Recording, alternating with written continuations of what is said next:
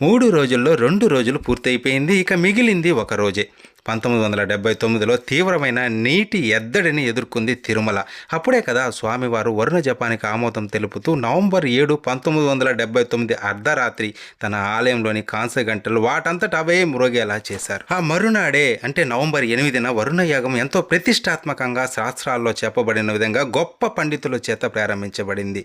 దీని అంతటికి మూల కారణమైన పివిఆర్కే ప్రసాద్ గారు దేవునిపై భారం వేసి వర్షం కోసం వేచి చూస్తున్నారు. 2వ రోజు యాగం పూర్తయింది. ఇక మిగిలింది ఒక రోజే. అందరి నమ్మకం సన్నగిల్లుతుంది. కొందరైతే ఒక అడుగు ముందుకేసి ఈ కాలంలో కూడా మంత్రాలకు చింతకాయలు రాల్తాయా, యాగాలకు వర్షాలు పడతాయా అని తన కార్యాలయ సిబ్బంది అనడం బాధేసింది ప్రసాద్ గారికి.